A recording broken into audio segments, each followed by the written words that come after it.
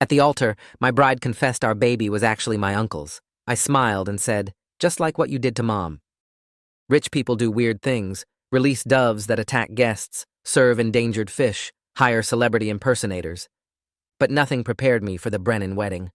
Spring ceremony, $150,000 budget, country club reception for 250 guests. The red flag? The groom's best man was his uncle, mid-40s, sweating bullets, kept checking his phone. The bride, Sarah, looked stunning, but terrified. Not normal wedding nerves, she looked like someone being marched to execution. During photos, she kept touching her stomach and whispering to her maid of honor. The ceremony starts. Everything's perfect until the vows. Sarah gets 3 words in, I take you, before projectile vomiting all over the groom's tux, and her $8,000 dress, and the priest's shoes. The church erupts. Bridesmaids rushing with tissues, groomsmen stepping back in horror. But Sarah starts sobbing, not embarrassed crying, but deep, guilty, soul-crushing sobs. I'm sorry, Michael. I'm so sorry. The groom, covered in vomit, tries to comfort her. It's okay, wedding nerves. I'm pregnant. The church goes silent. You could hear her mother's pearls hit the floor. Michael freezes. But we haven't. We were waiting until marriage. Sarah's eyes find the uncle, just for a second, but everyone saw it. Tommy? Michael's voice cracks. Tommy? His uncle, his father's brother, his best man, the guy who taught him to drive, takes a step back. Mike, let me explain. Michael's fist connects with Tommy's jaw before he can finish. Tommy goes down but bounces back up swinging. They're rolling in the aisle, crushing bouquets, while the uncle's wife screams, You son of a bitch! That's my husband! She jumps on Tommy's back, clawing at his face while he tries to fight Michael. 3 groomsmen try to separate them, but she's feral, ripping out chunks of his hair. Tommy breaks free just long enough to yell, I've been planting my seed in... His wife's heel connects with his temple. He drops. That's when Michael says something that made everyone freeze. This isn't the first time, is it, Dad?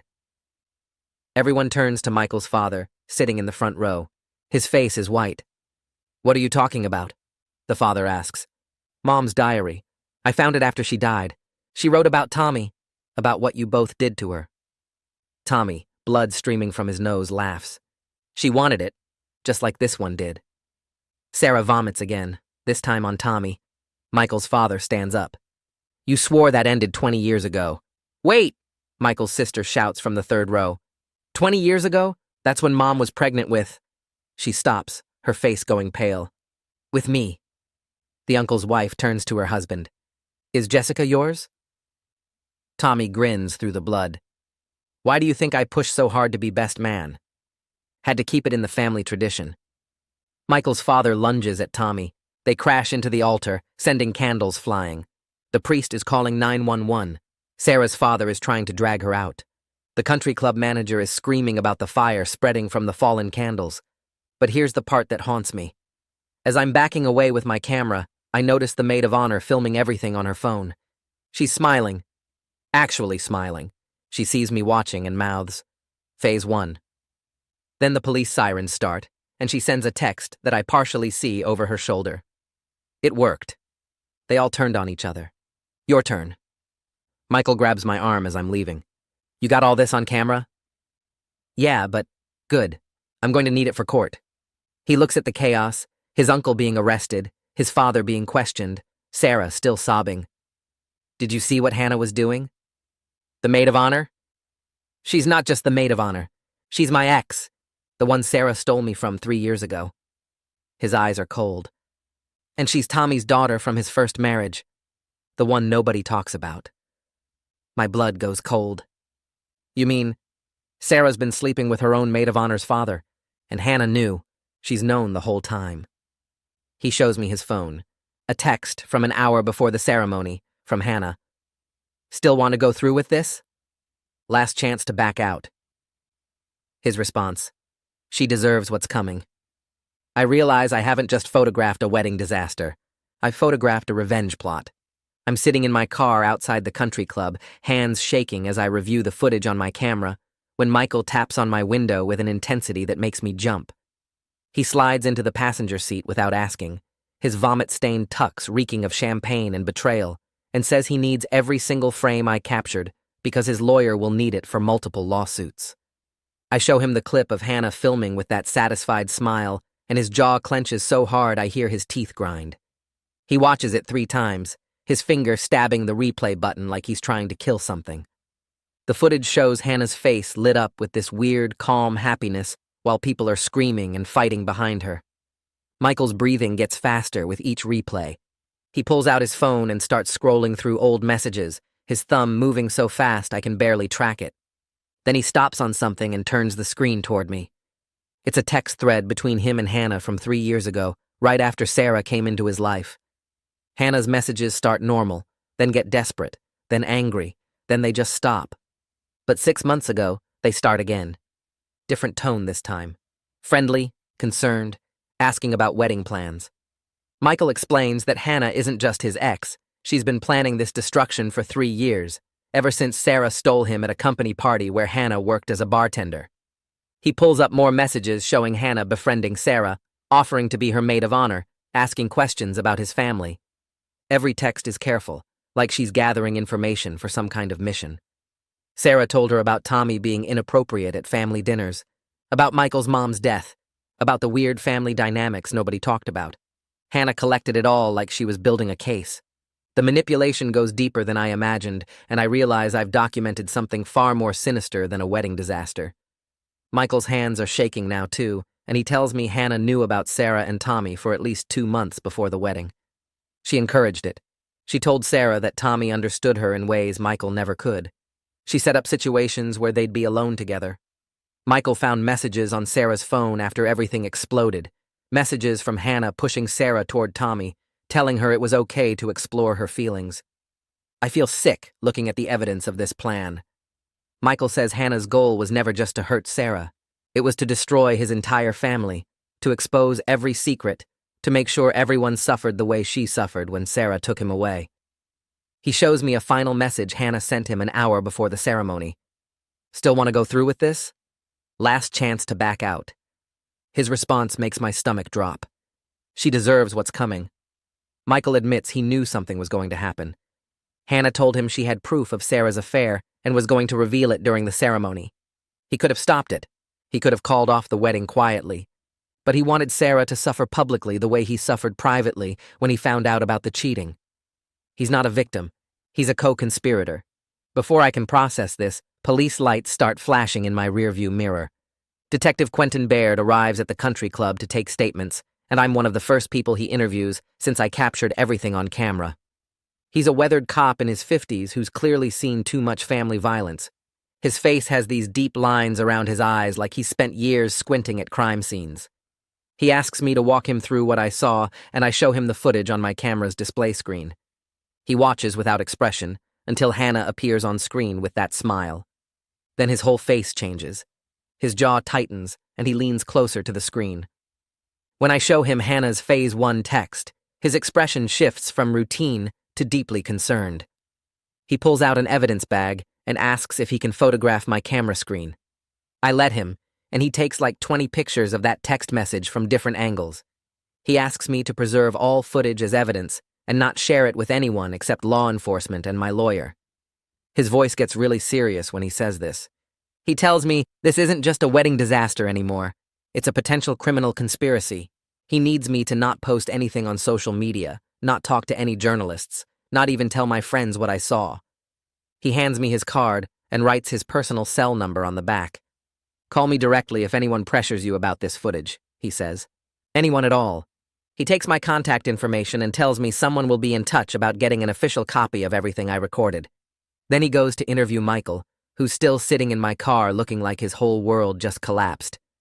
I watch them talk through my windshield. Michael's gesturing wildly, and Baird just nods, taking notes in this little notebook he pulls from his jacket. The conversation goes on for like 30 minutes. Other cops are interviewing people all over the parking lot. I see Sarah being loaded into an ambulance, still crying. Tommy's in handcuffs by a police car. His wife Sapphire is screaming at him from 15 feet away while a cop tries to calm her down. Michael's dad is talking to another detective, his hands in his pockets, looking at the ground. The whole scene looks like a disaster movie. I finally drive home around midnight, my camera bag sitting in the passenger seat like it's carrying a bomb. I can't stop thinking about Hannah's smile, about Michael's confession that he knew, about how I documented a revenge plot and didn't even realize it until it was over. My phone starts ringing before I even get home. Unknown number. I let it go to voicemail. Then another call. Another unknown number. By the time I pull into my driveway, I have 6 missed calls. The next morning, I'm contacted by 3 different lawyers. The first one calls at 7 in the morning, waking me up.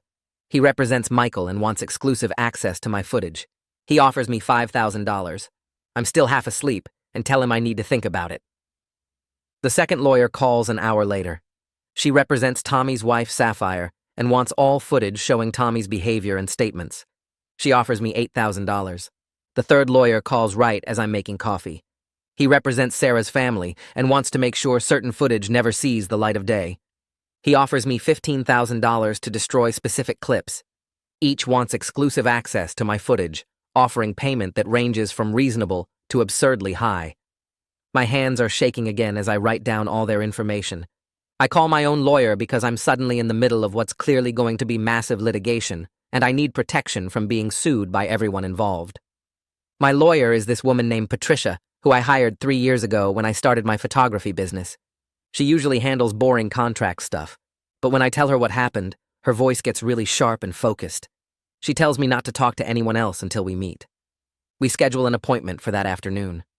My lawyer advises me that my footage is my property, but I have ethical obligations as a witness to potential crimes. We spend 2 hours reviewing contracts and determining what I can legally share and with whom. She explains that if crimes were committed, I might not have a choice about sharing the footage. The police can get a warrant. The courts can subpoena it. But I can't just sell it to the highest bidder, especially if it's evidence in a criminal case. She's really firm about this. Patricia tells me that accepting money from any of these lawyers before the police investigation is complete could be seen as tampering with evidence. It could make me look like I'm trying to profit from a crime. Worse, it could make me an accessory if any of them want me to hide or destroy footage. I'm realizing that accepting this job has turned me from wedding photographer into key witness in what might become criminal proceedings involving assault, conspiracy, and possibly sexual crimes. Patricia drafts a standard response to send to all 3 lawyers. It basically says, my footage is being preserved for law enforcement, and I won't be sharing it with private parties until the investigation is complete. She charges me $400 for the 2-hour consultation. I just spent most of what I was going to make from the wedding on legal advice about the wedding. The next day, Detective Baird returns with a warrant for my complete footage. Patricia reviews it and says it's proper procedure given the assaults and fire damage. We meet Baird at my studio, and I transfer files to his encrypted drive. It takes almost an hour because there's so much footage. Ceremony prep, the ceremony itself, the chaos afterward. Baird watches some of it while the files transfer. His face stays neutral, but I see his jaw clench when Tommy makes that comment about planting seed. As I transfer files to his encrypted drive, he mentions that Hannah has disappeared. She didn't go home last night and isn't answering her phone. Her father, Bernard, Tommy's first ex-wife's husband, reported her missing this morning. Baird asks if I noticed where Hannah went after the ceremony. I review my footage and find her in the background of several shots, walking toward the parking lot while everyone else was focused on the police arriving. She got into a car and drove away. I show Baird the clip. He asks me to send him that specific segment immediately. The Your Turn message suddenly feels more ominous, suggesting this conspiracy involves someone else we haven't identified yet. Baird asks if Hannah mentioned anyone else during the wedding prep. I tell him she was on her phone a lot, texting someone, but I never saw who. He writes this down and tells me to call him if I remember anything else about Hannah's behavior or contacts. After he leaves, I just sit in my studio feeling like the walls are closing in.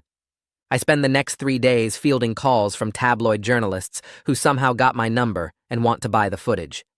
The first offer is $20,000 from some website I've never heard of. Then $50,000 from a bigger site. Then $100,000 from a tabloid that usually covers celebrity scandals. The offers reach 6 figures, which is tempting given my struggling photography business. I've got rent due, equipment payments, and now legal fees. $100,000 would change my life. But my lawyer is emphatic that selling evidence in an active investigation could make me criminally liable. Patricia calls me twice a day to make sure I haven't talked to anyone. She tells me about a photographer in another state who sold crime scene footage and ended up being charged with obstruction of justice. I disconnect my studio phone and communicate only through my lawyer, feeling increasingly trapped by what I witnessed. My personal cell keeps ringing with unknown numbers. I stop answering. My email inbox fills up with requests for interviews, offers to buy footage, messages from people claiming to be Hannah's friends or family. I don't respond to any of them. Patricia tells me this is the right move, but it doesn't make me feel any less isolated. A week after the wedding, Michael contacts me through my lawyer requesting a private meeting. Patricia advises against it, but I'm curious what he wants. Against my better judgment, I agree to meet him at a coffee shop with my lawyer present. We pick a place across town where nobody knows us. Michael shows up 15 minutes late. He looks like he hasn't slept in days, his eyes hollow and his hands constantly fidgeting. He orders black coffee and doesn't touch it. He tells me he knew Hannah was Tommy's daughter, but thought she'd moved past the abandonment. He never suspected she was capable of orchestrating this level of revenge. Tommy left Hannah's mom when Hannah was 5. Never paid child support. Never visited. Hannah grew up poor while Tommy lived in a big house with Michael's family. Michael says he knew all this when he dated Hannah. She told him about her childhood, about watching her mom struggle, about seeing Tommy at family events and being ignored. He thought she'd made peace with it. He thought therapy had helped her move on. But now he realizes she was planning revenge the whole time. Michael reveals that Hannah contacted him 2 months before the wedding, claiming she wanted closure and to apologize for how their relationship ended. She told him she was in therapy dealing with her father abandonment issues and wanted to make amends before his wedding. He thought her offer to help with wedding planning was genuine healing. They met for coffee and she seemed different, calmer, more mature. She said she was happy for him and Sarah. She said she wanted to prove she'd moved past their breakup. Now he realizes every suggestion she made was designed to maximize the public destruction. The church ceremony instead of a private venue, the massive guest list instead of something intimate, the expensive country club reception where everyone in their social circle would see. Hannah pushed for all of it. She convinced Sarah it would be more meaningful. She told Michael it would show Sarah how committed he was. Every detail was calculated. During our conversation, Michael admits something that makes my stomach drop. He suspected Sarah was cheating but didn't know with whom. He found texts on her phone that she'd deleted, but he recovered from her cloud backup. Vague messages about meeting someone, about feeling guilty, about not knowing what to do. He confronted her, and she denied everything. Said the messages were about work stress. He didn't believe her, but he didn't have proof. Then Hannah started feeding him concerns about Sarah's behavior, suggesting she was having an affair but never naming Tommy. She'd say things like, "I saw Sarah having coffee with someone yesterday. She looked really close with him." Or, "Sarah seems distracted lately. Is everything okay?" She planted seeds of doubt without giving him enough information to act on. Michael says he was planning to confront Sarah after the honeymoon, but Hannah convinced him the wedding day revelation would be more honest and prevent a marriage built on lies. She told him Sarah deserved to face the consequences of her choices publicly. She said private confrontation would let Sarah control the narrative. Michael admits he agreed because his ego couldn't handle being the fool who got cheated on quietly. He wanted everyone to see what Sarah did to him. He wanted her humiliated the way he felt humiliated. So he let Hannah orchestrate the whole thing. He knew the pregnancy announcement was coming. He knew about Tommy. He let it happen because he wanted revenge too. I push my coffee cup away and stand up. My lawyer starts to object, but I'm already walking toward the exit. Michael calls after me, but I don't turn around. Outside, I sit in my car for 20 minutes trying to process what he just admitted. He knew. He planned it. He used me to document his revenge without telling me what I was really shooting. I drive home and spend the rest of the day reviewing the footage frame by frame, looking for signs I missed. Every smile from Hannah, every nervous glance from Sarah, every check of Michael's phone takes on new meaning now that I know the truth. I'm not just a photographer anymore. I'm evidence in a conspiracy. The next morning, Detective Baird calls while I'm making coffee. His voice sounds tired and frustrated. He tells me they finally found Hannah. She checked herself into a psychiatric facility the day after the wedding, claiming she was having thoughts about hurting herself after witnessing the traumatic family violence. Her lawyer already gave a statement to the press painting her as a victim who had a mental breakdown watching her abusive father destroy another family. The detective pauses, and I hear papers shuffling. He says the psychiatric commitment makes her legally unavailable for questioning for at least 72 hours, maybe longer if her doctors claim she's still unstable. I ask if he believes the suicide story. He laughs without any humor and says Hannah's lawyer had the admission paperwork ready to file within hours of the wedding ending, which suggests premeditation rather than spontaneous crisis. But involuntary commitment is involuntary commitment, and they can't question someone who's supposedly a danger to themselves. He tells me to expect more legal pressure from everyone involved and warns me to document any threats or intimidation attempts. I thank him and hang up, then stare at my phone wondering how deep this conspiracy actually goes. 2 hours later, my lawyer calls. She sounds angry. Sarah's mother, Valerie, hired a lawyer who sent a formal demand letter requiring me to destroy all footage from the wedding. The letter claims the video is ruining Sarah's life and that filming a pregnant woman in distress without consent constitutes invasion of privacy and intentional infliction of emotional distress. My lawyer reads me portions of the letter, which describes Sarah as a vulnerable victim who was manipulated by an older man and then publicly humiliated during what should have been the happiest day of her life. Valerie is threatening to sue me personally for damages if I don't comply. My lawyer explains that legally, I can't destroy evidence in an active investigation, even if I wanted to, and that truth is a complete defense against defamation claims. But she warns me that defending against a lawsuit would cost tens of thousands in legal fees, even if I ultimately win. I ask what I should do. She tells me to do nothing, let her handle all communication, and prepare for this to get much worse before it gets better. I spend the next 2 weeks in a fog of anxiety, jumping every time my phone rings. Every person involved in the wedding disaster wants something from me. They want me to give them the footage, destroy the footage, edit the footage, testify for them, or stay silent. Everyone wants to control what I saw and documented. My footage is objective truth, and that's exactly what makes it dangerous to people trying to spin their own narratives. I stop answering calls from numbers I don't recognize and communicate only through my lawyer. 14 days after the wedding, Detective Baird calls to tell me Tommy was arrested. The charges include assault for attacking Michael during the ceremony and making terroristic threats. Tommy's lawyer tried to argue self-defense since Michael threw the first punch, but my footage clearly shows Tommy's response went way beyond reasonable force. He didn't just defend himself, he escalated the violence and made explicit threats. Bail gets set at $50,000. The detective tells me Tommy's wife, Sapphire, refused to post bail, leaving Tommy sitting in county jail while his lawyer tries to negotiate a lower amount.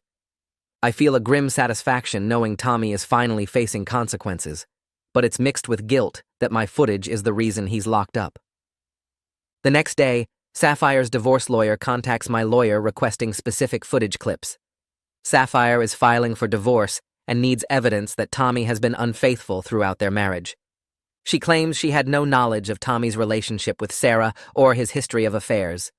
Her lawyer wants the footage showing Tommy's admission about planting his seed in multiple women, his casual attitude about the affairs, and his verbal abuse during the fight. My lawyer explains the proper legal channels for providing evidence, and I authorize the release. Watching the footage get carved up and distributed to different lawyers for different cases makes me feel like I'm feeding bullets into a war where everyone is shooting at each other. Nobody is innocent. Nobody is purely a victim. Everyone made choices that led to this disaster, and my camera captured all of it. 3 days after Tommy's arrest, I get a message request on social media from someone named Amy Lancaster. The profile picture shows Michael's sister, the one who discovered Tommy might be her biological father. Her message is short and desperate. She says she needs to talk to someone who saw what happened, someone who isn't family and doesn't have an agenda. She asks if we can meet somewhere public. My lawyer advises against it, saying Amy could be trying to get information to use against me in the various legal proceedings. But something about her message feels genuine. She doesn't sound manipulative or calculating. She sounds broken. I message back and suggest meeting at a park near my apartment. We agree on the next afternoon. Amy arrives 15 minutes early. I recognize her from the wedding, but she looks completely different now. Her hair is pulled back in a messy ponytail, and she's wearing sweatpants and a college hoodie. Her eyes are red and swollen like she's been crying for days. We sit on a bench near a playground where kids are screaming and laughing, the sound feeling jarring against the heaviness of why we're here. Amy thanks me for meeting her and apologizes for reaching out. She says she's been going through her mother's diary, the one Michael mentioned during the wedding chaos. Her voice shakes as she describes reading detailed accounts of Tommy's abuse spanning years. Her mother wrote about Douglas knowing everything and doing nothing, choosing family reputation over her safety. Amy stops talking and stares at the playground. She tells me her entire identity is falling apart. If Tommy is her biological father, then everything she thought she knew about her childhood is a lie. Douglas isn't really her dad. Her relationship with him was built on his complicity in her mother's abuse. She starts crying, and I hand her tissues from my bag. She wipes her eyes and tells me something that makes my stomach drop. Hannah contacted her 3 months before the wedding, claiming she wanted to research family history for a surprise wedding gift. Amy thought it was sweet and spent hours sharing stories about family dynamics, Tommy's inappropriate behavior at family gatherings, and her mother's struggles with depression. She gave Hannah everything she needed to build her revenge plan, and Amy had no idea she was used. Amy asks if she can see the footage, particularly Hannah's behavior during the ceremony. I hesitate because my lawyer specifically told me not to show anyone, but Amy's desperation breaks through my caution. I pull up the video on my phone and show her the clip of Hannah filming with that satisfied smile while everyone fought and bled. Amy watches it 3 times, her face getting paler with each viewing. She starts crying harder, saying she thought Hannah genuinely cared about healing family wounds and making peace before Michael's wedding. Now she sees she was just a tool, a source of intelligence that Hannah exploited to hurt her own brother. The guilt in Amy's voice is crushing. She says she feels responsible for everything that happened because she gave Hannah the ammunition she needed. I find myself putting an arm around this stranger while she sobs into my shoulder, both of us casualties in other people's revenge plot. The next morning, Detective Baird calls requesting another interview. His questions are different this time, more specific and focused. He asks detailed questions about Hannah's behavior before the ceremony started. I describe how she seemed calm and focused, while everyone else was nervous and stressed. She kept checking her phone and positioning herself to get clear views of Sarah. The detective asks if I noticed Hannah near Sarah's dressing room, or handling any food or drinks. I tell him about the bridesmaids mentioning that Hannah made Sarah a special calming tea about an hour before the ceremony. The detective goes quiet for a few seconds. He tells me they're investigating whether Hannah drugged Sarah to cause the vomiting, though Sarah is refusing to cooperate with toxicology testing. He says the timing was too perfect, Sarah getting sick at exactly the moment that would cause maximum drama and humiliation. Hannah would have needed Sarah incapacitated enough to lose control, but not so sick she couldn't make it through the pregnancy announcement. I feel sick myself thinking about it.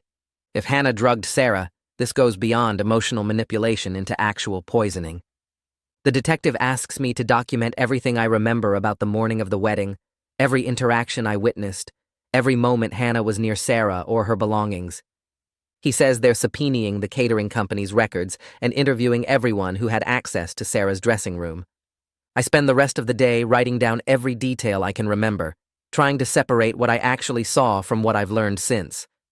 My hands shake as I type, because I'm realizing the wedding disaster wasn't just revenge. It was a carefully planned operation with multiple moving parts, and I documented it all without understanding what I was really seeing. The investigation moves fast over the next week. Detective Baird gets subpoenas for the catering company's records and starts interviewing everyone who was in Sarah's dressing room that morning. 3 bridesmaids give statements saying Hannah insisted on making Sarah a special calming tea about an hour before the ceremony. One bridesmaid remembers Hannah being very specific about Sarah drinking all of it and not sharing with anyone else. The detective calls me to share this information and asks if I captured any footage of Hannah near Sarah's drinks or food.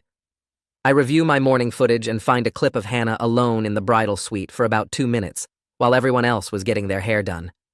She's standing near the small table where Sarah's teacup sits. The angle isn't perfect, but you can see her hands moving over the cup. Detective Baird asks me to send him that clip immediately. Sarah's lawyer releases a statement the same day saying Sarah refuses any toxicology testing and that investigating a pregnant woman for drug use is harassment. The lawyer claims Sarah got sick from normal pregnancy symptoms combined with wedding stress. Detective Baird tells me the refusal to test makes prosecution difficult, but the circumstantial evidence keeps building. 3 weeks after the wedding, A thick envelope arrives at my studio by certified mail. Inside is a cease and desist letter from Sarah's lawyer demanding I not share any footage showing Sarah in a humiliating or defamatory light. The letter threatens legal action if I distribute images of Sarah vomiting or crying or making statements about the pregnancy. My lawyer reads it and actually laughs. She explains that truth is an absolute defense against defamation, and I'm complying with all legal obligations regarding evidence. We send back a response saying I will continue cooperating with law enforcement and providing footage as legally required. My lawyer points out something interesting in Sarah's letter. The wording positions Sarah as a victim of both Tommy's manipulation and Hannah's conspiracy. Sarah's legal team is building a narrative where she was groomed and used by both father and daughter. My lawyer says this might actually be partially true given the phone records Detective Baird mentioned. The same week, Michael's father, Douglas, breaks his public silence with a press statement. A local reporter contacts me asking for comment on Douglas's claims that he had no knowledge of Tommy's relationship with Sarah or any historical abuse. Douglas's statement says he's shocked and appalled by his brother's behavior and had no idea about any inappropriate conduct. The statement is carefully worded by lawyers and feels completely fake. Within hours, Amy posts on social media contradicting everything her father said. She uploads photos of pages from her mother's diary, with Douglas's name highlighted in multiple entries. One entry from 15 years ago explicitly states that Douglas knew about Tommy's behavior and told her mother to keep quiet for the family's reputation. Another entry describes Douglas walking in on Tommy, making inappropriate comments to a teenage babysitter, and doing nothing. Amy's post goes viral in our local community. People start commenting with their own stories about the Brennan family's reputation for covering up scandals. I watch the dynasty destroy itself in real time through social media posts and news articles. My phone won't stop buzzing with reporters wanting interviews. Detective Baird calls me a few days later with news about Tommy. Tommy's lawyer contacted the prosecutor's office asking about a plea deal. In exchange for reduced charges, Tommy is offering to provide testimony about Hannah's involvement in planning the wedding day confrontation. The detective says this confirms what they suspected. Hannah and Tommy had been in contact before the wedding. Tommy claims Hannah manipulated him into starting the affair with Sarah specifically to create this scandal. The detective's voice sounds tired when he tells me this. He says the case keeps getting more twisted with each new piece of evidence. Tommy is trying to position himself as Hannah's victim now, claiming she seduced him into the affair as part of her revenge plot. The prosecutor is considering the deal because Hannah's involvement is harder to prove without Tommy's testimony. 2 days later, Detective Baird asks me to come to the police station to review some phone records. He spreads out printed call logs across the table in the interview room. The records show Hannah and Tommy were in regular contact for 6 months before the wedding. The calls started infrequent, maybe once every 2 weeks. Then they increased to multiple times per week around the time Sarah and Tommy's affair apparently began. Detective Baird points to a cluster of calls in early January, right before Sarah got pregnant. Hannah called Tommy 5 times in 1 week during that period. The detective explains that Hannah apparently reconnected with her father under the guise of forgiveness and wanting a relationship. Tommy told investigators that Hannah seemed genuinely interested in healing their relationship. She asked about his life, his marriage, his regrets. She mentioned that Michael was getting married and suggested Tommy should be involved since he was Michael's uncle. The detective believes Hannah was gathering information and positioning Tommy as a weapon. She learned about Tommy's pattern of affairs and his attraction to younger women. Then she pushed him toward Sarah, possibly even arranging situations where they'd be alone together. The legal documents start arriving faster than I can process them. I'm subpoenaed to provide deposition testimony for Sapphire's divorce proceedings, the assault cases, and a potential conspiracy investigation. My lawyer schedules 3 separate depositions over the next month. She prepares me with practice questions and reminds me to only answer what's asked without volunteering information. The legal fees are adding up fast. I've spent more on lawyers than I earned from the wedding at this point. My photography business is suffering because I'm too emotionally drained to book new clients. I had to cancel 2 consultations last week because I couldn't focus on talking about happy couples and their special days. Every time I look at wedding photos now, I see the potential for disaster underneath the smiles. Sapphire's divorce deposition happens in a conference room at her lawyer's office. I sit across from Sapphire and her legal team while Tommy's lawyer asks me questions about the wedding day. Sapphire's lawyer focuses heavily on Tommy's admission about planting seed in multiple women. They play back the footage with audio and ask me to confirm that's Tommy's voice and those are his exact words. Sapphire sits perfectly still in her chair, but I watch her face crumble as she hears her husband's voice bragging about serial infidelity. Her eyes fill with tears when Tommy laughs about treating women like conquests. The lawyer asks me to describe Tommy's demeanor when he made those statements. I explain that he seemed proud, almost boastful, even while bleeding and under attack. He showed no shame or remorse about what he'd done. Sapphire's lawyer nods and makes notes. After 2 hours of questions, I'm finally released from the deposition. Sapphire catches my arm in the hallway and thanks me for telling the truth. She says watching that footage was the hardest thing she's ever done, but she needed to see who her husband really was. The next week, Sapphire's lawyer contacts me again. They've found evidence of at least 4 other affairs during Tommy's marriage to Sapphire. One involved a woman who worked under Tommy at his company. That affair resulted in a quiet settlement after the woman threatened to sue for sexual harassment. The lawyer sends me copies of the settlement documents with the woman's name redacted. The pattern is clear. Tommy targets vulnerable women in his sphere of influence, women who depend on him for something or trust him because of family connections. He uses his position and charm to manipulate them into affairs. Then when things fall apart, the family pays to make the problems disappear. I'm realizing the wedding disaster exposed decades of abuse that the Brennan family systematically covered up. Douglas's money and reputation bought silence from multiple victims. The family protected Tommy over and over while he kept hurting people.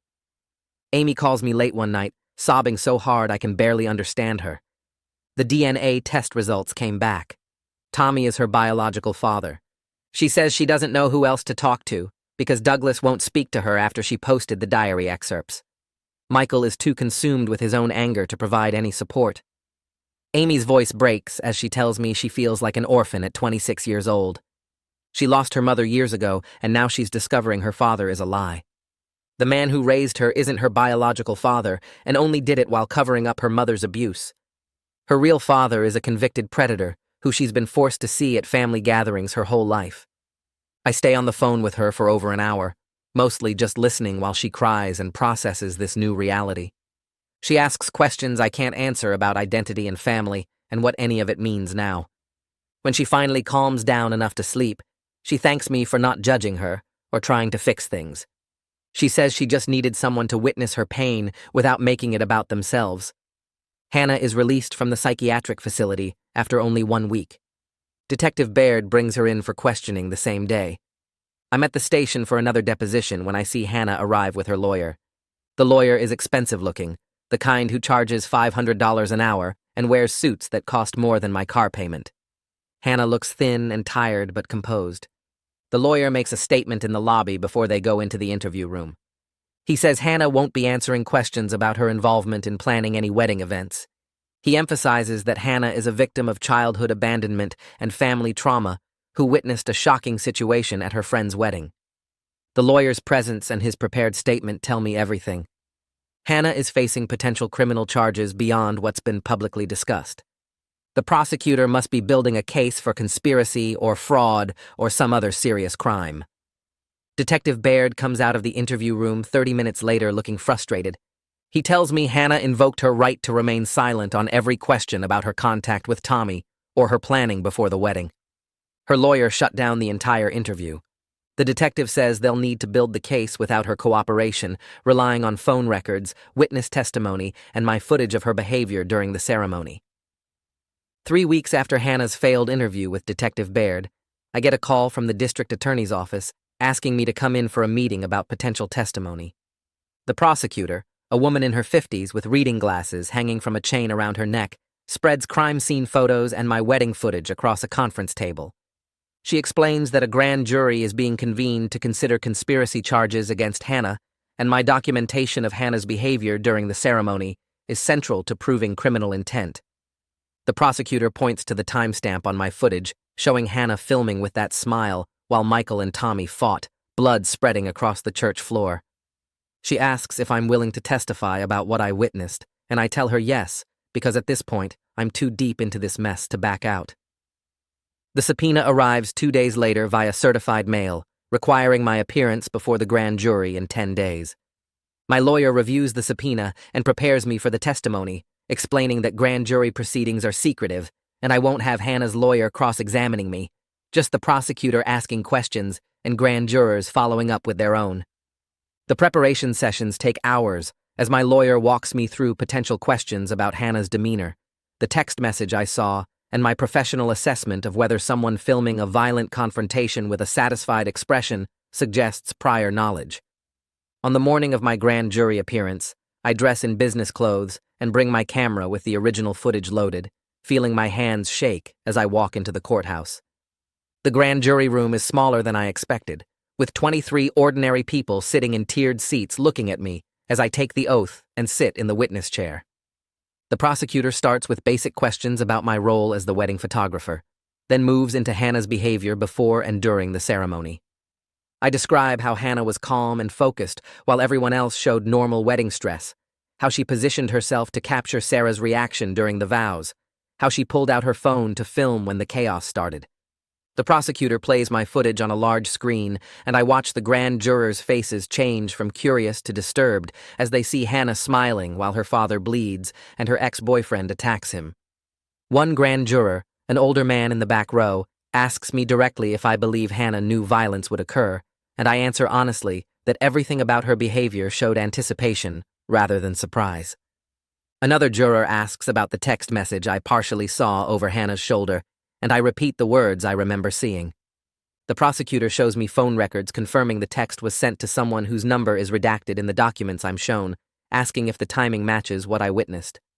I confirm it does, and the prosecutor thanks me for my testimony before I'm dismissed. Walking out of the courthouse, I feel exhausted and dirty, like I've just participated in destroying someone's life, even though I'm only reporting what I saw. 4 days later, the news breaks that the grand jury has indicted Hannah on conspiracy to commit assault and filing a false police report. Her lawyer holds a press conference that afternoon, and I watch it on my laptop from my studio between editing sessions for actual paying clients. The lawyer stands at a podium with Hannah beside him, looking pale and fragile in a conservative dress, her hair pulled back, no makeup. The lawyer describes Hannah as a victim of childhood abandonment who suffered a mental breakdown when confronted with her father's continued pattern of abuse, painting her as a traumatized witness rather than an orchestrator. The indictment details that the prosecutor releases to the media tell a different story, citing my testimony about Hannah's calm demeanor and the text message as evidence of premeditation. I watch the press conference and feel sick to my stomach because I know the truth is more complicated than either version being presented. Hannah is both a victim of Tommy's abandonment and an architect of calculated revenge, both traumatized and manipulative, both sympathetic and culpable. The media coverage explodes after the indictment, with local news stations running segments about the wedding disaster and the conspiracy charges. 2 weeks after Hannah's indictment, I'm at my studio editing photos from a corporate event when my phone rings with news that Sarah has gone into early labor. She's only 32 weeks pregnant, and the premature birth becomes another media spectacle with reporters camping outside the hospital. Sarah delivers a baby boy who weighs 4 pounds and requires immediate NICU care, his tiny body hooked up to machines that help him breathe and regulate his temperature. The custody battle that was theoretical suddenly becomes immediate and urgent. Tommy files for paternity rights from county jail, submitting a motion through his lawyer claiming he has a constitutional right to establish paternity and seek custody of his biological child. Michael's lawyer files a counter-motion arguing that Tommy's criminal behavior and history of sexual misconduct make him unfit for any parental rights. Sarah's lawyer submits her own filing trying to keep both Tommy and Michael away from her son, arguing that the child needs stability and protection from the family drama that caused his premature birth.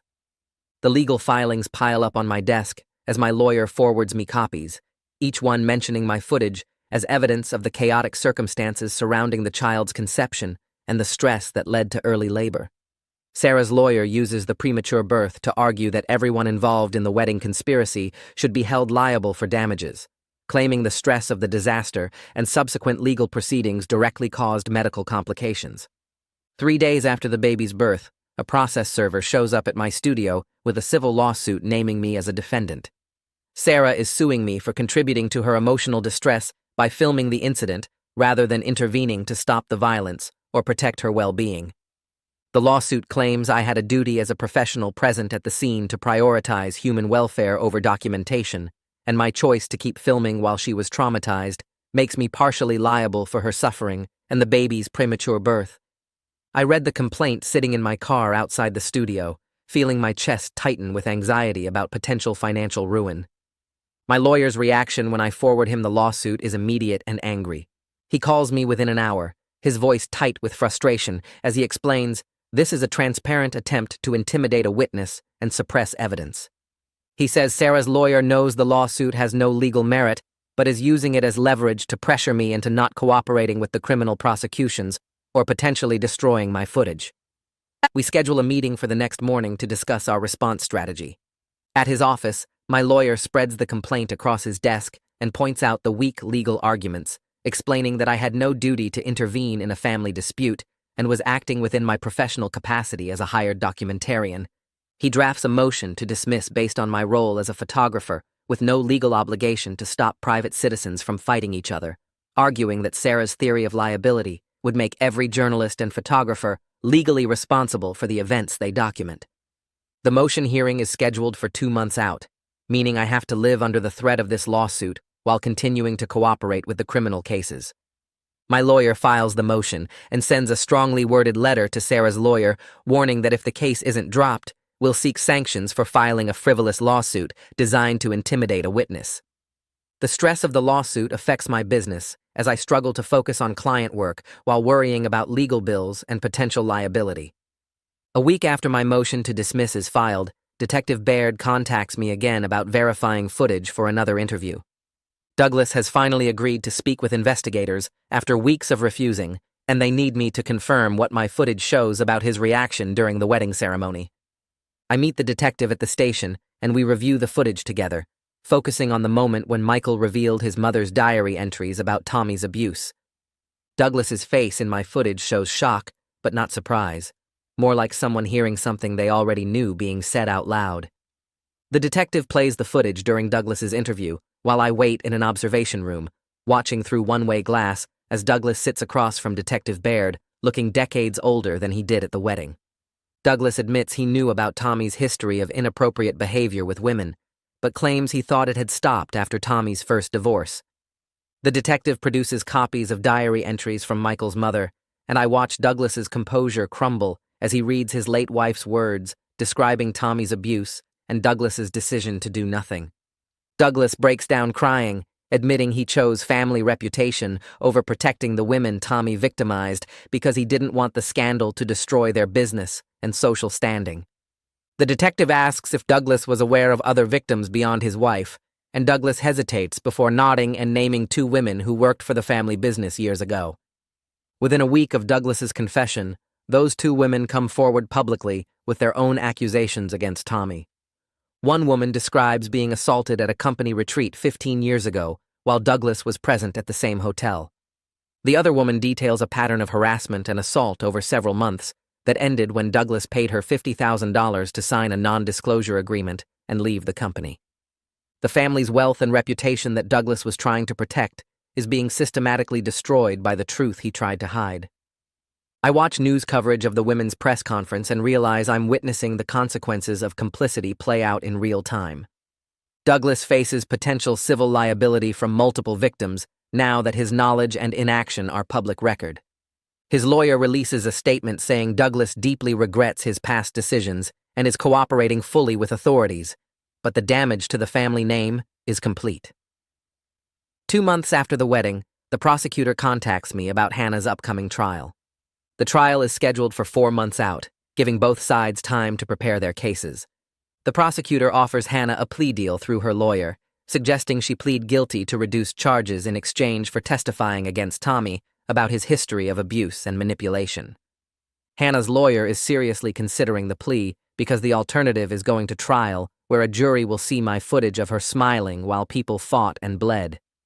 The prosecutor tells me I'm listed as a key prosecution witness, regardless of whether Hannah takes the deal, meaning more time away from my struggling photography business and deeper involvement in this legal nightmare. I ask the prosecutor how much longer this will consume my life, and she honestly tells me the criminal cases could take another year to fully resolve, with potential appeals extending even longer. The weight of being trapped in other people's revenge and destruction settles over me like a heavy blanket I can't shake off. That evening, Michael contacts me through a brief text message asking if we can talk. We meet at a coffee shop near my studio, sitting at a corner table away from other customers. He looks exhausted, with dark circles under his eyes, and a nervous energy that makes his hands constantly fidget with his coffee cup.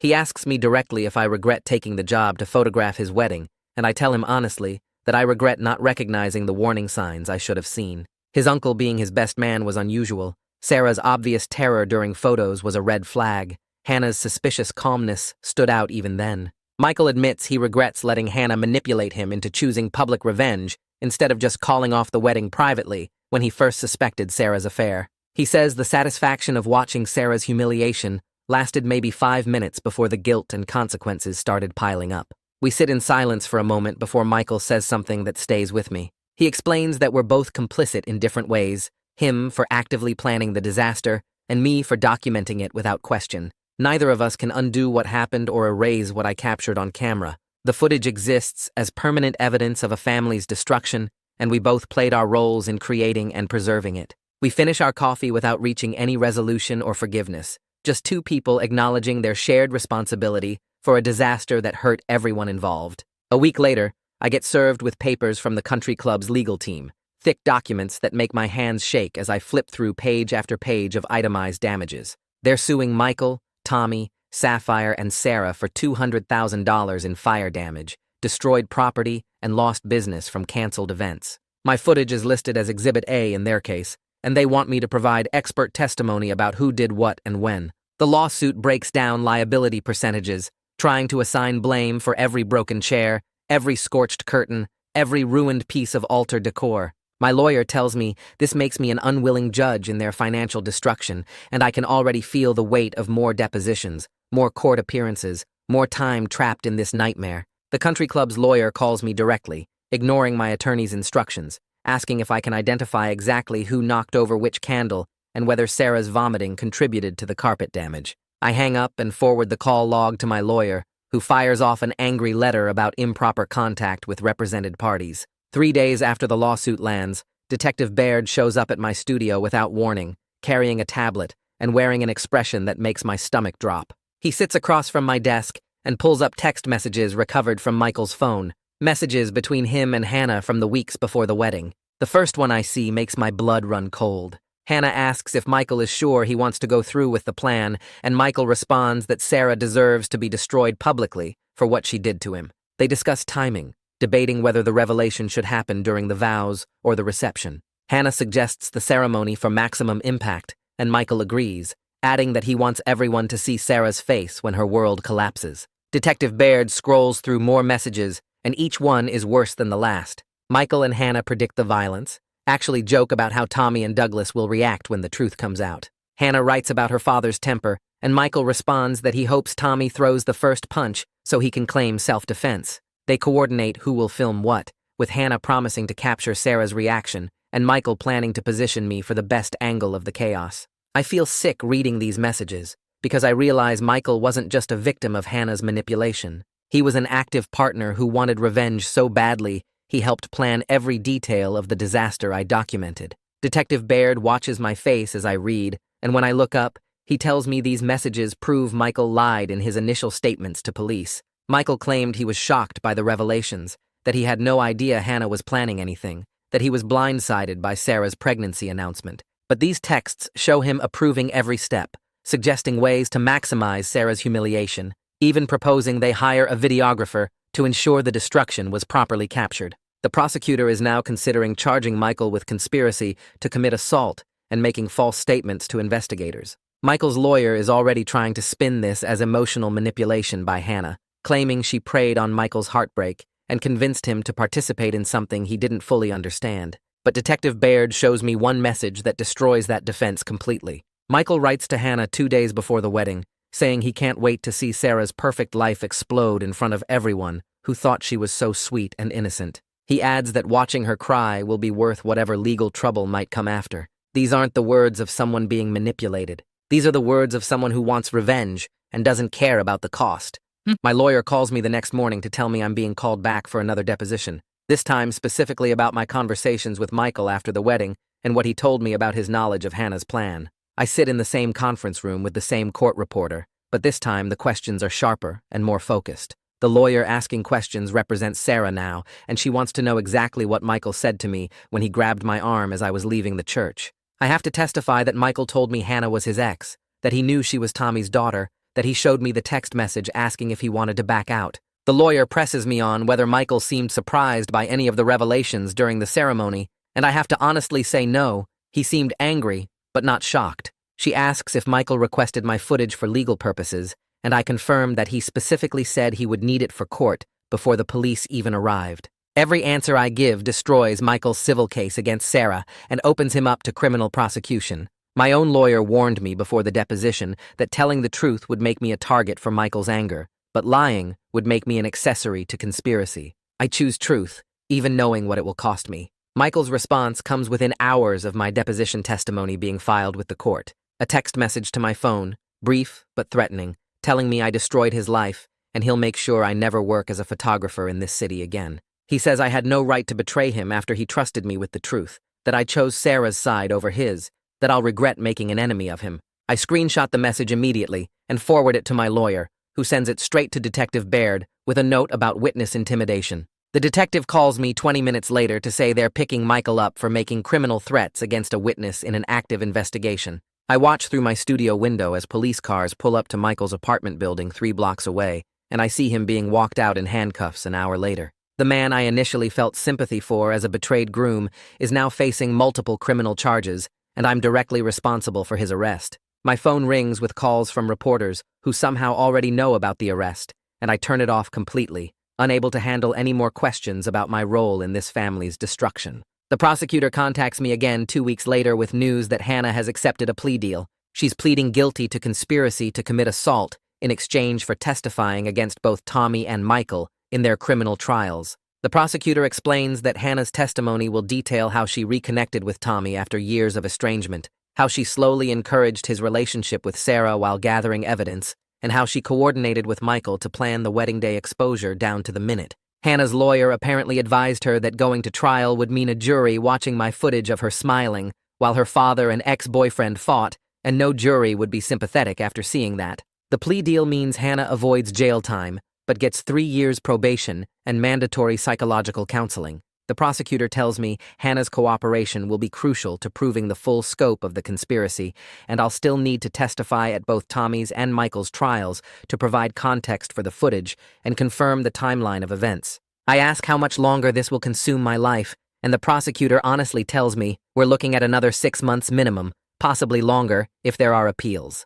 5 months crawl by before I'm finally called to testify at Tommy's criminal trial. The courthouse is packed with media and spectators who've been following the case, and I have to push through a crowd of reporters shouting questions as I enter the building. The witness waiting room is small and windowless, and I sit there for 3 hours before being called to the stand. Walking into the courtroom feels like entering an arena, with Tommy sitting at the defense table looking smug and unrepentant despite everything. His lawyer starts the cross-examination by trying to paint me as an opportunistic photographer who staged the chaos for dramatic footage, suggesting I encouraged the confrontation for better pictures. I keep my voice calm and explain that I was hired to document a wedding and captured what actually happened. Nothing more and nothing less. The lawyer shows the jury clips of my footage and asks why I didn't stop filming when violence broke out, implying I prioritized getting good shots over people's safety. I explain that my role was to document the event, not to intervene in family disputes, and that stopping the recording wouldn't have stopped the violence that was already happening. The lawyer asks if I sold the footage to media outlets, and I honestly answer no, that all footage has been provided only to law enforcement and through proper legal channels. The prosecution plays my complete footage for the jury, and I watch their faces as they see everything unfold in real time. Several jurors look disgusted when Tommy brags about planting his seed in multiple women, and one woman actually covers her mouth when Tommy's wife attacks him with her heel. The footage of Hannah smiling while filming causes visible reactions, with jurors shifting uncomfortably and whispering to each other. Tommy's lawyer objects repeatedly, claiming the footage is prejudicial and taken out of context, but the judge overrules him each time. The continuous timeline makes it impossible to argue manipulation or editing because everything flows naturally from one moment to the next. The prosecution asks me to confirm that this is the complete, unedited footage from the ceremony, and I testify under oath that nothing has been cut or altered in any way. They ask me to describe Tommy's demeanor during his admission about serial affairs, and I explain that he seemed proud rather than ashamed, laughing even as his wife attacked him. The prosecution rests after my testimony, and I'm finally released from the witness stand after 3 hours of intense cross-examination. Walking out of the courthouse, I feel drained and exposed, like every private moment of that disaster has been dissected in public. The trial continues the next day with Hannah taking the stand, and I'm allowed to sit in the gallery to watch since my testimony is complete. Hannah looks different from she did at the wedding, thinner and harder, with dark circles under her eyes that makeup can't quite hide. She testifies about Tommy abandoning her and her mother when she was 6 years old, about growing up poor while he built a comfortable life with his new family, about her mother working 3 jobs and still struggling to pay rent. The prosecutor asks about child support, and Hannah explains that Tommy paid the court-ordered minimum for 2 years, then stopped completely, forcing her mother to choose between hiring a lawyer they couldn't afford or just surviving without his help. Hannah's voice stays flat and emotionless as she describes watching Tommy at family events years later, seeing him play the devoted uncle to Michael while pretending she didn't exist. She admits she reconnected with him 18 months ago under the pretense of forgiveness and healing, telling him she was in therapy and wanted to resolve their relationship before starting her own family. The prosecutor asks what her real intention was, and Hannah states clearly that she wanted to use him as a weapon against Michael and Sarah, that she manipulated him into the affair with Sarah specifically to create this scandal. The courtroom goes completely silent as Hannah describes her plan in detail, explaining how she befriended Sarah. While working as a bartender at company events, how she slowly learned about Sarah and Michael's relationship problems, how she introduced Sarah to Tommy at a family gathering and watched their attraction develop. She admits suggesting to Sarah that Tommy seemed lonely and might appreciate her attention, planting seeds without being obvious about her manipulation. Hannah testifies that she encouraged Tommy's pursuit of Sarah, telling him he deserved happiness after years of being treated like the family embarrassment, making him feel justified in crossing boundaries. The prosecutor asks if Hannah predicted violence would result from exposing the affair at the wedding, and Hannah answers yes without hesitation. She says she knew Tommy had a temper, knew Michael's rage would explode, knew the family's secrets would detonate in the most public way possible. Her testimony is devastating because she shows no remorse at all, only a cold satisfaction that her plan worked exactly as intended. She admits coordinating with Michael to maximize the damage, helping him position me as the photographer to ensure everything was captured, timing the revelation for the ceremony when the maximum number of people would witness the destruction. The prosecution plays text messages between Hannah and Michael on the courtroom screens, and I watch the jury's faces change as they read Michael's words about wanting Sarah destroyed publicly. Hannah reads several messages aloud, including one where Michael jokes about Sarah vomiting being perfect timing because it made her look even more pathetic. She describes how Michael suggested ways to ensure the family's destruction would be complete, including making sure Douglas and Tommy would both be present when the truth came out about their shared history of abuse. The prosecutor asks if Michael ever expressed doubt or wanted to stop the plan, and Hannah testifies that he never wavered, that his desire for revenge was as strong as hers throughout the entire process. She admits they discussed potential legal consequences and decided the satisfaction of watching Sarah and Tommy suffer would be worth whatever charges might follow. The text messages show Michael proposing they coordinate their stories if questioned by police, agreeing to both claim ignorance about each other's plans to avoid conspiracy charges. Hannah's testimony destroys any remaining public sympathy for Michael completely, exposing him not as a heartbroken victim, but as a calculated architect of revenge who was willing to orchestrate violence and lie to investigators to avoid accountability for his actions. Tommy's trial wraps up 3 weeks after Hannah's testimony destroys any remaining sympathy for the Brennan family. The jury gets the case on a Friday afternoon and comes back Monday morning with guilty verdicts on all counts.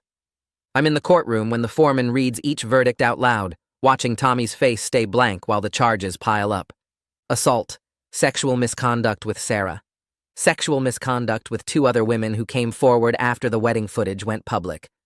The judge sets sentencing for 2 weeks later, and Tommy gets led out in handcuffs while reporters crowd the courthouse steps. Sapphire isn't in the courtroom that day. She filed for divorce the week before, and her lawyer tells mine she's already moved to another state to escape the media circus. When sentencing day arrives, I'm there again with my camera, documenting everything for the civil cases still pending. The judge gives Tommy 6 years in state prison plus mandatory registration as a sex offender when he gets out. Tommy's lawyer argues for a lighter sentence based on his client's cooperation with the Hannah investigation, but the prosecutor counters with victim impact statements from the women he hurt. Sapphire shows up for sentencing, sitting in the back row with her sister. When the judge announces 6 years, Sapphire's face stays completely blank. No tears, no reaction, nothing. She walks out before Tommy gets taken away, and I never see her again. Her divorce gets finalized 3 days later, and my lawyer says she got almost everything in the settlement because Tommy's criminal conviction made her case easy.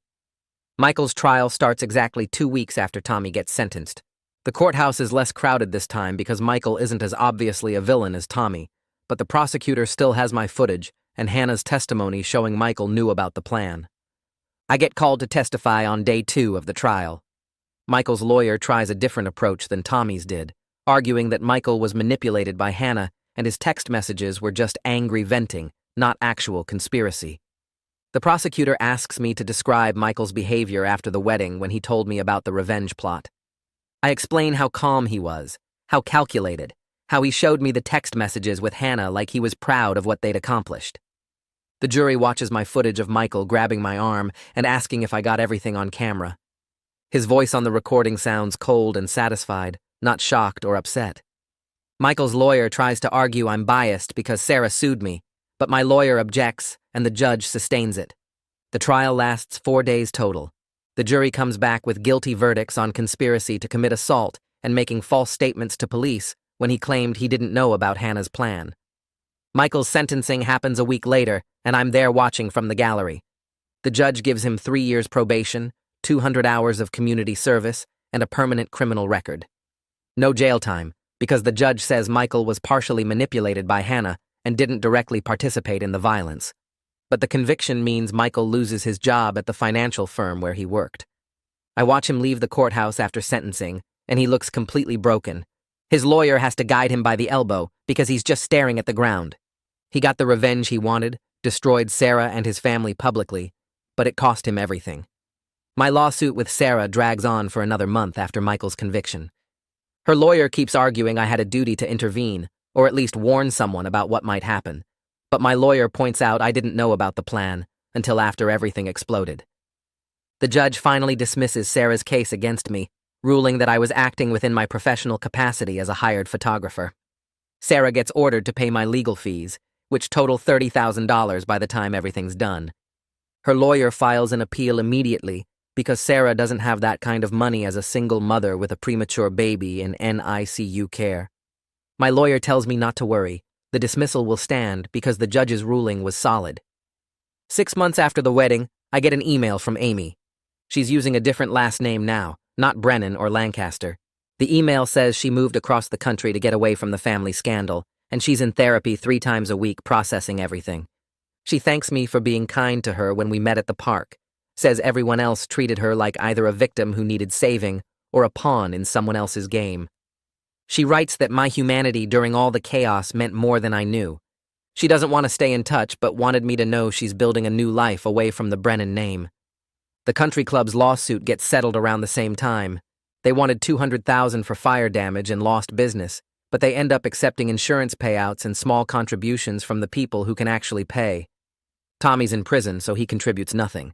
Michael's broke from legal fees. Douglas pays $50,000 as part of settling other claims. The venue gets renovated, and I hear from the wedding coordinator that they've implemented new policies. Now they require background checks and psychological evaluations for wedding parties that show signs of serious dysfunction. She tells me the Brennan disaster changed how they handle events permanently. Hannah finishes her probation 8 months after her conviction and moves to another city where nobody knows her story. She starts a blog about family trauma and revenge that gets pretty popular in certain online communities. I check it sometimes out of morbid curiosity. She writes about how abuse victims can become abusers themselves when they choose vengeance over healing. Her posts are thoughtful and self-aware, talking about the cycle of trauma and how she perpetuated it. But I notice she never expresses genuine remorse for the specific people she hurt. She regrets the personal cost of her choices, the criminal record and destroyed relationships, but not the actual harm she caused. Douglas sells the family home 9 months after the wedding. The house has been in the Brennan family for 30 years, but he can't afford to keep it with all the legal settlements. He uses the money to pay claims from Tommy's other victims, women who came forward after the wedding made the news. He also sets up a trust fund for Sarah's baby, which surprises everyone. My lawyer forwards me a letter Douglas sent through his attorney. He apologizes for his family's chaos affecting my life and business. The letter includes a check for $10,000 to cover my uncompensated legal expenses and lost income from cancellations. He writes that it's the closest thing to accountability he can offer. I deposit the check because I need the money, but the letter feels hollow. Douglas enabled Tommy for decades and only took responsibility after everything was already destroyed. Sarah finally drops her appeal of the lawsuit dismissal a year after the wedding. Her lawyer sends a brief apology through official channels. Sarah acknowledges she was wrong to sue me, that I was just doing my job and she was lashing out at everyone because she couldn't face her own choices. The message says her baby is thriving despite being born premature. She's working with a therapist to process being both a victim of Tommy's manipulation and a willing participant in betraying Michael. I don't respond because there's nothing left to say between us. A week after Sarah's apology arrives, I get contacted by a documentary filmmaker who wants to license my wedding footage. The offer is substantial, enough to cover all my legal expenses and replace the income I lost from canceled bookings. But using the footage for a documentary feels wrong, like I'd be profiting from other people's trauma. My lawyer says I own the rights and can legally license it however I want. The ethical question keeps me awake for several nights. The footage shows real people at their absolute worst, lives being destroyed in real time. Do I have the right to let someone turn that into entertainment, even if it's framed as educational content about family dysfunction and revenge? I spend 3 weeks wrestling with the documentary offer, the contract sitting on my desk while I photograph baby showers and engagement sessions. The money would solve everything, cover the legal bills, and replace lost income and give me breathing room for the first time in months. But every time I pick up the phone to call the filmmaker, I see Hannah's satisfied smile and Tommy's blood on the church floor and Sarah doubled over vomiting. These are real people at their absolute worst, not entertainment. My lawyer tells me it's my legal right to license the footage however I want, that I own the copyright and can profit from my work. But owning the right doesn't make it right. I call 3 different ethics professors at local universities, asking hypothetical questions about documentation and exploitation. The 3rd professor mentions her department studies family violence and conspiracy, and something clicks. I could donate the footage for research instead of entertainment. The academic use feels different, more respectful of the trauma I captured. I contact the university's institutional review board and explain what I have. They're interested immediately, promising to use the footage only for educational purposes, with all faces blurred and names changed. I work with my accountant to structure it as a charitable donation, taking the tax deduction that helps financially without feeling like I'm cashing in on other people's destruction.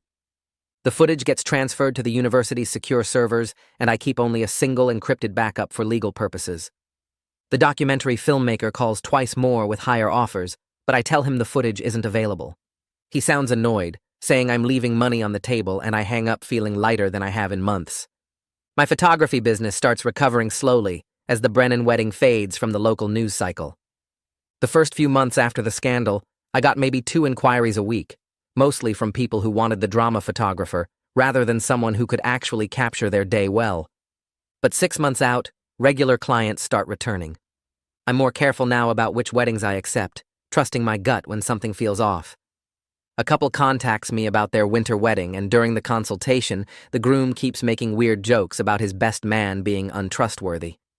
The bride laughs uncomfortably and changes the subject. I politely decline the booking, saying my schedule is full. 2 weeks later, I hear through the wedding coordinator network that the groom called off the wedding after discovering his best man and bride had been sleeping together for months. My instincts were right. Another couple wants me for their summer ceremony, and everything seems normal until I meet the families. The groom's mother and the bride's father keep exchanging loaded glances, and the bride's mother looks like she wants to murder someone. I ask careful questions about family dynamics, and the bride admits her parents are recently divorced, and her father is dating the groom's recently divorced mother. I suggest they might want a photographer with experience in complex family situations and refer them to a colleague who specializes in blended families. They seem relieved I brought it up. Word spreads among wedding planners that I survived the Brennan disaster, and some clients actually want to hire me because of it. They figure if I can handle that level of chaos, I can handle anything their wedding throws at me. It's weird being known as the photographer who documented a revenge plot, but the notoriety brings in business from couples who value professionalism under pressure. A year after the wedding, I'm picking up coffee at my usual shop when I see Michael sitting alone at a corner table. He looks different, thinner and older, with gray showing at his temples that wasn't there before. He sees me and nods, not hostile but not friendly either. I consider leaving, but something makes me walk over. We have an awkward conversation, both of us dancing around what happened while talking about safe topics like the weather and the coffee shop's new menu. Finally, he tells me he's working as a consultant now, that his criminal conviction made him unhireable in his old field. He's in therapy twice a week, dealing with rage issues and his need to control everything. His therapist helped him understand that destroying Sarah publicly didn't bring him peace or justice, just emptiness and shame. He admits he thought revenge would feel satisfying, that watching her humiliated in front of everyone would heal the betrayal he felt. Instead, it just left him hollow and disgusted with himself for being capable of that level of cruelty. I tell him I struggle with my own role in what happened, that I documented everything without questioning whether I should. He says we're both complicit in different ways, that we enabled Hannah's revenge by going along with it. We talk for 20 minutes, neither of us offering or seeking forgiveness, just two people forever linked by a disaster we both helped create. When we part, there's no warmth, but no hostility either, just the tired acknowledgement that we both have to live with what we did. I watch him leave and feel something close to understanding, not for what he did, but for the weight he carries now. 3 months later, Hannah sends me a message through social media asking if we can talk. I ignore it for a week, but curiosity eventually wins. I call her on a Saturday afternoon, and she sounds different from I remember, calmer and more self-aware. She tells me she's written a book about the experience, framing it as a cautionary tale about trauma and revenge. She wants to include my perspective as the photographer who witnessed everything, offering to pay me for an interview. I listen to her pitch for 10 minutes, hearing how she's positioned herself as someone who learned from her mistakes and wants to help others avoid her path. But I don't hear genuine remorse for the specific people she hurt, just regret about the personal cost of her choices. I tell her I'm not interested in participating, that I've spent enough time living in the wreckage of her revenge and don't want to revisit it for her book.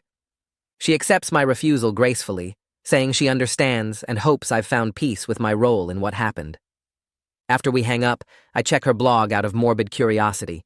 Her writing is thoughtful and analytical, discussing cycles of trauma and how abuse victims can become abusers themselves.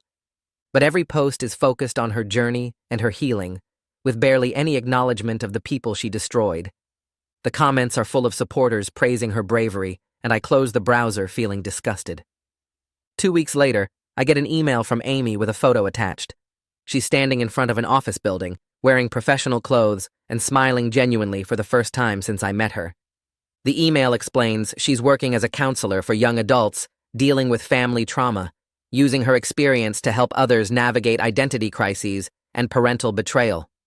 She writes that discovering the truth about Tommy being her father was devastating, but documenting her family's dysfunction paradoxically freed her to build an authentic life. She's grateful the truth came out, even though it destroyed her sense of identity, because living with lies was slowly killing her. She thanks me for treating her with kindness when everyone else saw her as either a victim or a pawn. Her new job involves helping kids whose families hid secrets about paternity, adoption, and abuse. She tells them that truth is painful but necessary, that you can't heal from something you don't acknowledge. I write back congratulating her and saying I'm proud of how she's turned her trauma into something that helps others. Her response is immediate, saying that my documentation of the wedding gave her proof that she wasn't crazy, that the dysfunction she'd always sensed in her family was real and documented. Sarah's baby turns 1 year old, and she sends me an announcement card with a photo of a healthy, chubby toddler with dark, curly hair. The note inside says she's building a stable life as a single mother, working as a nurse at a pediatric clinic, and raising her son far from the Brennan family drama. Tommy terminated his parental rights from prison rather than fight the custody battle, and she's relieved to raise her son without his influence or demands for visitation. She writes that becoming a mother forced her to confront her own choices and complicity in what happened. She admits she was both a victim of Tommy's manipulation and a willing participant in betraying Michael. Therapy has helped her understand how Tommy groomed her over months, but she's not excusing her own agency in the affair. She's teaching her son about honesty and consequences, determined to break the cycle of secrets and lies that defined the Brennan family. The note ends with an apology for suing me, acknowledging that I was just doing my job and she was lashing out at everyone because she couldn't face her own guilt. I put the announcement on my fridge, a reminder that sometimes people do learn and grow from their worst moments. 2 years after the Brennan wedding, I'm contacted about photographing another high society event. The initial consultation seems normal until I meet the wedding party and notice familiar warning signs. The bride keeps touching her stomach nervously and whispering to her maid of honor. The groom's family has too many secrets, with his parents barely speaking and his brother making bitter comments about family loyalty. The best man seems overly invested in the bride's happiness, watching her with intensity that feels wrong. During the venue walkthrough, the bride's mother pulls me aside and asks if I can edit photos to make certain family members look bad. I recognize the dysfunction immediately, the same toxic dynamics that led to the Brennan disaster. This time, I trust my instincts completely. And then I tell the couple I don't think I'm the right fit for their needs and refer them to another photographer who specializes in complex family situations. They seem surprised, but accept my referral. The wedding coordinator calls me 2 weeks later saying the event was canceled 5 days before the ceremony. The bride finally admitted to her fiancé that she was pregnant by his brother, and the families imploded during an intervention. The coordinator thanks me for recognizing the signs and removing myself before another disaster. I feel relief rather than regret about the lost income, knowing I made the right choice. I've learned that documentation carries responsibility, that bearing witness to people's worst moments means living with the weight of what you've seen and preserved. The Brennan wedding taught me that revenge destroys everyone it touches, leaving only emptiness and regret in its wake. Family secrets eventually explode no matter how carefully they're hidden, and the explosion damages everyone nearby. Sometimes the most ethical choice is refusing to participate in other people's chaos, walking away from money and opportunity because the cost to your conscience is too high. I still photograph weddings, but now I see them differently. They're fragile promises, beautiful hopes that can shatter in an instant when built on lies or manipulation. I'm more careful about which promises I choose to document, trusting my instincts when something feels wrong about family dynamics or wedding party relationships. The couples I work with now appreciate my caution, understanding that I'm protecting both them and myself from disasters waiting to happen. My business is smaller but healthier, built on relationships with clients who value honesty and authenticity rather than spectacle and drama. The Brennan wedding will always be part of my story, a reminder of what happens when documentation becomes complicity and when revenge becomes the goal instead of healing.